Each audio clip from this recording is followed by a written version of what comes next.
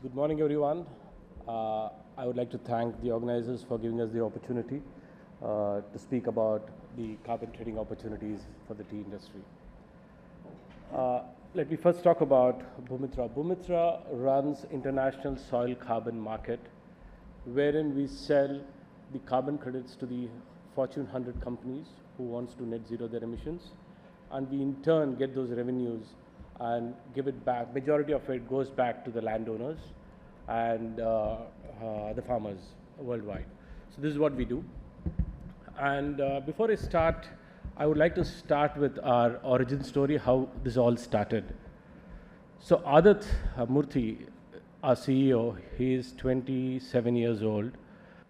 When he was in his late teens, he was driving through a county in India, very near to Bangalore, and he saw a procession happening. So during this procession, he wanted to know what was happening, so he got down the car and he checked what it was. So he came to know it was a farmer suicide. And this farmer had taken this extreme step because of debt and very bad drought conditions. So that's why he took this extreme step. So this had a very big impact in him. And he did a double grad from Caltech and MTech from Stanford. And he had a chance to work with NASA's Jet Propulsion Lab. That's where he acquired the knowledge of remote sensing and all this stuff. That's when he started a company called Conservator Technologies. So he was working with the Global North, with majorly in USA and Canada, giving farm insights for soil moisture and others. And then the customers wanted more, so he started, through remote sensing, he started doing nitrogen, phosphorus, and potassium. Everything through remote sensing, and then he got the breakthrough in carbon. So he was the first person who could get the breakthrough in carbon, where he was awarded the Breakthrough Award in the US. So that's when Bhumitra was born. So he pivoted the entire business after that as Bhumitra, and I'll talk you through the story as you go forward. So this is how it all started. So what is the problem in the carbon industry? So one of the biggest problem is the farm sizes are small. There are a lot of smallholder farmers. And the other biggest challenge is transparency of information. The measure, report, verify is a big challenge. And doing any soil samplings and measuring soil organic carbon is also very expensive. So these are the problems in the carbon market industry, which is in agriculture today. So what is the opportunity, right? You guys are growing tea. You can also grow carbon. So by doing some good agricultural practices, you sequester more carbon dioxide and put it back in the ground. So this can be a new commodity that you can create. This is an opportunity for the entire tea industry that's available, right? And you can either go with the VCM route or with the compliance market route. Both are available for Sri Lanka, especially. Okay, so before I get into much more details, let us talk about some jargons in the carbon industry. I know most of you know about this, but just to reiterate, carbon removal is something that you're actually removing from the atmosphere and putting it back into the ground. That's carbon, you're removing the carbon. Carbon avoidance is something that you're avoiding emitting carbon, right? Carbon credit, so 1 ton of equivalent carbon dioxide that you have removed can be converted to 1 carbon credit. So 1 ton of carbon equivalent is 1 carbon credit. And there is compliance market. So what is compliance market? So every country has their own nationally determined contributions. And anything that goes into the nationally determined contributions is through a compliance market. So the government needs to get into, we need to work with the government, and the government takes these credits. And the voluntary carbon market, the name suggests voluntary, so there are a lot of companies who are they're emitting carbon and they want to carbon neutralize their emissions. So they pay for these carbon credits. So that's the voluntary market, right? The other two words, which is very, very important, is additionality and permanence. So what is additionality? Additionality is something that it is not a business as usual scenario, and it's something that you're doing that sequesters more carbon. So we need to prove additionality for every project, right? What is permanence? Permanence is that you need to keep this inside the ground for a long time. So these projects are not like 1 year, 2 year projects. These are like 20 years to 40 years project. The standards body asks us to monitor for 100 years. So that's permanence. So we need to ensure that that is permanence in these projects, right? So I spoke about volunteer. Okay, how does this project cycle work, right? It is not a simple, straightforward process. It has a lot of processes that we need to follow. The first thing we need to do is find the right methodology for your project. So if we are an agriculture project, we need to go and find which standards body gives us this, these calculations, these processes. So there are so many standard bodies like Vera, Gold Standard, Social Carbon. There are a lot of standard bodies which we can go to and find. And for your process, you need to find the right methodology. So for agriculture, there are multiple methodologies as well. VM00424 for Vera and SCM5 and Social Carbon. So these are the two projects that we are currently working in. So we need to find first the methodology, and then once we have we know which methodology we have to do, we have to then list this project with the registry, right? So listing a project is the first milestone that we do. So based on all the additionality that you have done, based on all the processes, we list the project. Once we list the project, now we need to engage the VVBs, UNFCCC certified auditors, who come and validate your process. They check, is your technology good? Is your processes, whatever you're saying, or is the additionality the right thing as per the methodology? They do the entire validation. Once the validation is done, your project gets registered. So this is the biggest milestone. That means the project is registered. Now, there is only verification to be done, wherein they go and verify your farms, whatever you have mentioned in your project description document matches with reality. So they do the verification. So this verification then also determines how much carbon credits have you generated, right? So once this is done, then the project, then the issuance happens. Once the issuance happens, then we go and sell these carbon credits. So this is the project cycle. And this cycle might take anywhere between 12 to 16 months. It depends on, currently Vera is going through, there are too many projects with them, so the process is a little longer than their SLAs, so that's fine.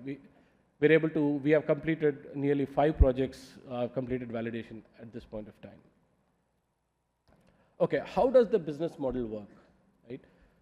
So we have a farmer, a partner. The partner works with multiple farmers, for example, right? So we have an agreement with the farmer and a partner. So with the partner, they onboard all the farmers into a platform. They have a list of responsibilities that you need to do. The farmer adapts all the good agricultural practices to the farmers. They ensure that these farmers follow these practices.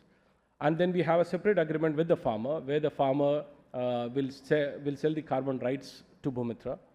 So these are 2 agreements that we do with partner and the farmer. Then it goes through the project cycle that I said. So we use remote sensing to measure all the carbon stocks.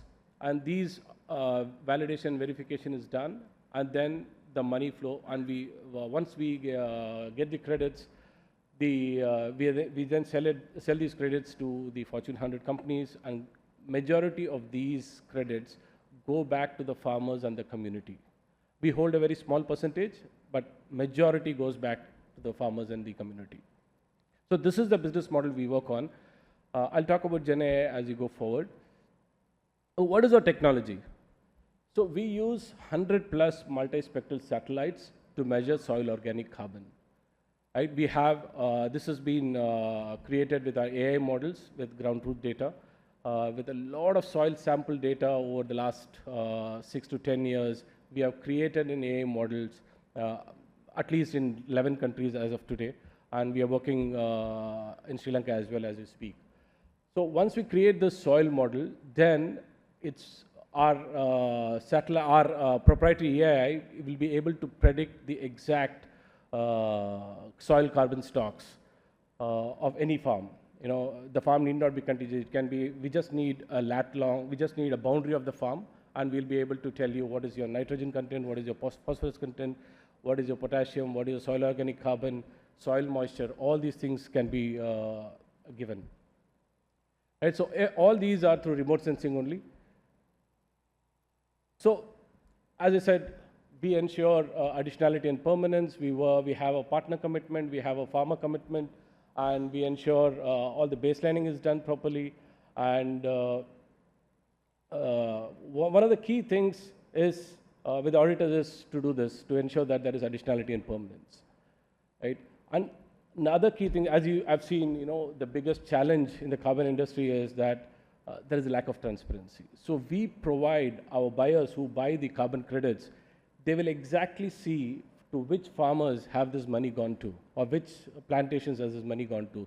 So that is the kind of detail our buyers are getting, which is lacking in this industry right now. So that's something that we have created. There is a Bhumitra dashboard which enables all these parameters. Yeah. So right now we have about 5 million acres in our platform. We have about 150 plus thousand farmers and ranchers across 4 continents. We have already sequestered more than 10 million credits. So the world's biggest project is in Mexico as of today on nature-based solutions, which has completed the first stage of validation. And we have 2 projects in India. We have 2 projects in Kenya and 1 in South America.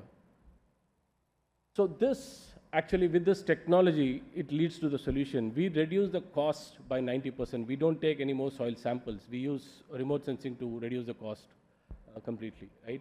And we provide the smallholder farmers and estates with additional revenue streams. So we are beyond carbon removal. It is not just about removing carbon. You know, there are a lot of things that as part of this. One is restore lands, improve water quality, improve biodiversity, and you know, it's beyond carbon removal. And apart from this, one of the most important aspect of this project is that we also provide an entire ecosystem to all our partners, farmers, and the plantations with a complete AgTech stack for free. It's part of the solution itself, everything funded by carbon. So you'll be able to see all your NPKs of your farm, you'll be able to see soil moisture and all the insights that we are providing. We are also having something, I have not put GenAI here, we just started working on a GenAI-based solution, wherein, you know, that is AI-based advisory. So if you have a package of practice, what you need to do around the year, right, it not only gives you notification that you have to do this, have you done it or not, but also, say for example, you have to do fertigation today, right? And there is a prediction of rain tomorrow, right? So our AI will be able to predict this using our technology and will tell you, do not fertigate today. There is a chance of rain, and that's the risk that you're carrying if you have to fertigate today. So it will only give you an advice, but action still remains on you, right? And our Gen AI will call you on our app and ask you, will talk to you and ask you if you have done, all the monitoring will be taken care of by our Gen AI. We don't need any more call centers. Our Gen AI will be able to call you and tell you, okay, today you're supposed to do the irrigation, have you done it? If you say yes, it records it and keeps it. So that's the monitoring we need. That's the transparency of data we need to prove to these people. So all these are part of the solutions that we are providing as part of the ecosystem, right? Yeah, so we had multiple site visits. The first one is one of the buyers from US who visited our Indian farm, which was led by a women FPO. They do a lot of crop residue management and they have stopped the stubble burn in their village. So that's a high impact project that we are doing. And as part of the Earthshot prize, Deloitte team visited our farms in Mexico. It was 11-month due diligence that they did with us. And we also had one more US buyer who visited our farms in Mexico. So what is our traction? We are the 2023 Earthshot prize winner. Prince Williams gave us £1 million at the Earthshot prize. And he gave us a lot of network and coverage across the Commonwealth countries. This year we were named Time 100 most influential companies in the world.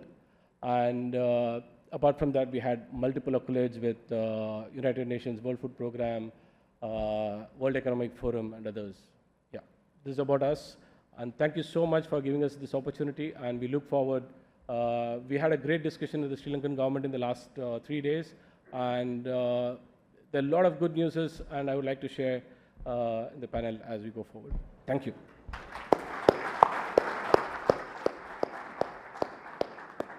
Thank you, Ganesh, very much.